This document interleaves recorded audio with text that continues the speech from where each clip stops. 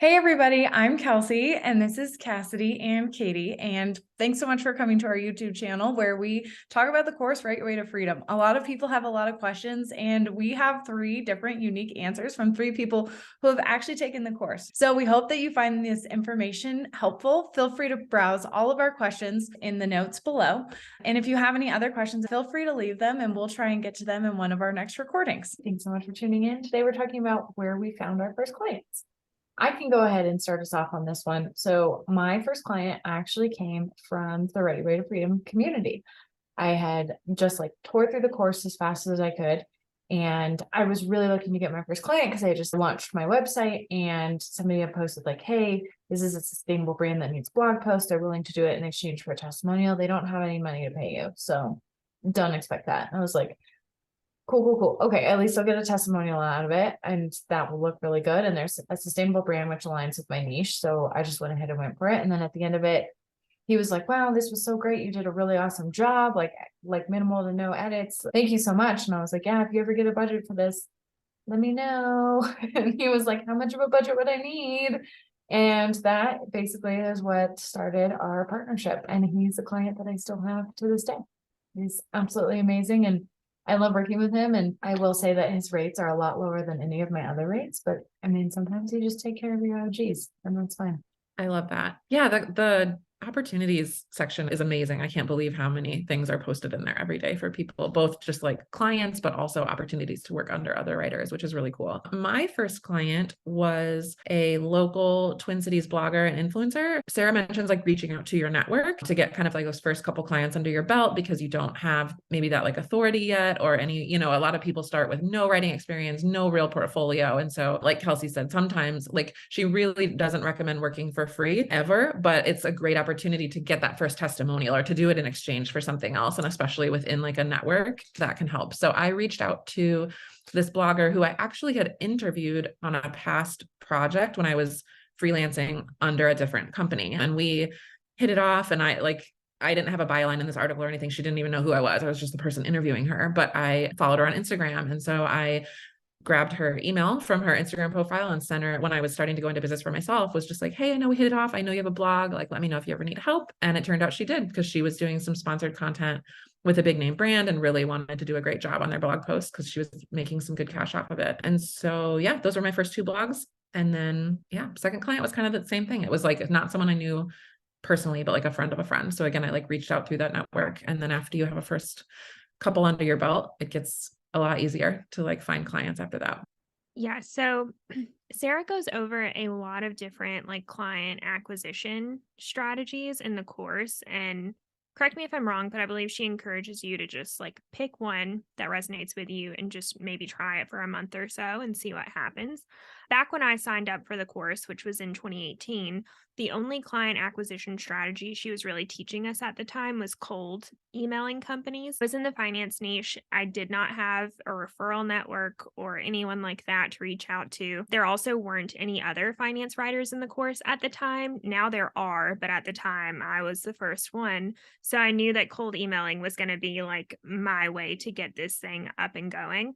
So I just started researching and creating a list in a spreadsheet of all of these finance companies that I could reach out to. And they were predominantly financial advisors and digital marketing agencies for financial advisors. And within my first week of cold emailing, I had found my first company, and it just so happened to be a digital marketing agency for financial advisors. And that was how I got my first client. So I bought the course in December 2018, and she became my first client in March 2019. And then for a little while, cold emailing was my main strategy, but little did I know at the time that my SEO on my website was helping me rank for the keyword personal finance copywriter. So it only took about 6 months for my website to start ranking in the first spot for the keyword personal finance copywriter. But the funny thing is, I had no idea. I'm pretty sure Sarah is the one who emailed me and was like, hey, just so you know, your website is ranking #1 for this keyword. And I was like, what? And I think at the time I didn't still fully understand what SEO was. So I was like, I'm pretty sure I'm going to create this website and the only people who are going to see it are the people that I send a link to. But anyway, so yeah, built my business with cold emailing. But then after a while, I started getting like messages through my website and stuff. I think too, like that's the magic of backlinking that like, and I think that's in your field, if I'm understanding right, that you have a lot of opportunities to backlink like back to your site from some of these articles, and getting those backlinks just makes your site so much more reputable, which content can do that too. You kind of, a mix of both is always a good idea, but it just makes such a big difference in clients coming to find you. So. Sure. For sure. And that was my experience too, Cassidy. It was the first few clients I had to go out and find on my own. And then they started coming to me as well from SEO. And so if anyone is watching this and is thinking like, oh my God, I don't even know what SEO is, I could never do this. Like, that was me. I had literally no idea what SEO was. The idea of trying to figure it out made me want to cry. I felt like it was this mythical unicorn that like people were talking about, but wasn't really a real thing. You know what I mean? Like I was like, someone's messing with me. This can't be a real thing. But it was amazing just following the like, and Sarah's like, always would say like, people try to make it so hard. It's just really simple, and would break it down. And like, sure enough, like you're like, oh, okay, well now I'm on page 1 of Google, and that's amazing. I did also want to say that we, in this video, are talking about how, like where we got our first client, but we have another video where we talk about how long it took to get our first clients, and we talk about our timelines for that. So if that's another question that you have, that video exists. I think too, the other thing that is worth bringing up is that like clients is something that gets brought up a lot when it comes to like questions from people who haven't signed up for the course yet. Like, but how am I going to find clients? And we also have a video on mindset. Go find that one, because this is actually like a very limiting belief, and why mindset is so important. That a lot of people go into this thinking like, but where will I find clients? And there's already so many people writing in what I want to write in. And it makes me like uncomfortable to think that maybe I won't make any money, because what if I can't find it? Like, you find clients, like when your back's to the wall, you're able to do it. And that's just kind of like a shift that your brain has to make when you're being a freelancer and a business owner. I always say that there's like 3 buckets for my clients that they have to fit. They have to be morally aligned with the things that are important to me, so a sustainable business. They have to be doing a project that I'm really excited about, and they have to pay my rates. And if they hit 2 of that buckets, that's great. And if they hit 3 of those buckets, they are a unicorn, and we are ecstatic about them. And it's not impossible. Not even a unicorn. That's something that people like love and are crazy about, that are like kind of common. Maybe a great avocado toast, or like a nice cup of coffee. Like they're possible. Like you're gonna drink more bad cup of coffees than you are good, or like okay cup of coffees. But like you do find great cups of coffee, and they come back to you like regularly. You know what I mean?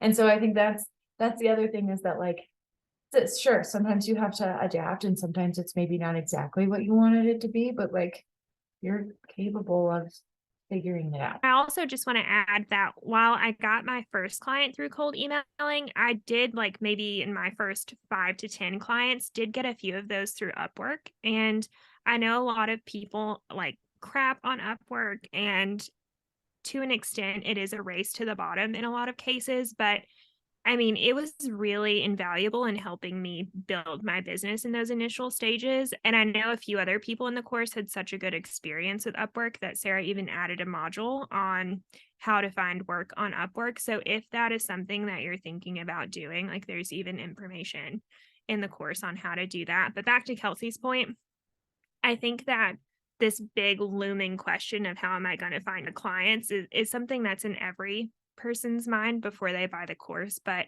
as you go through it and you actually like start digging into it, you'll realize that there are infinite ways that you can find clients.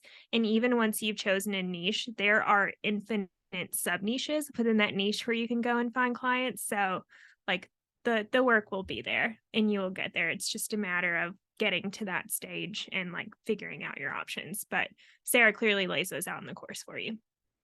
100%. And really quick, like both of those last points were like, they marry really well together. Like Upwork itself is a place to find clients. It's not a good place or a bad place. I mean, it will be a good place or a bad place depending on what the mindset is that you go in with it. If you are a person who's like, I just need any client, I'll take anyone. If anyone will pay to work with me, like that's the best. I'm going to take a $10 blog, blah, blah, blah, blah.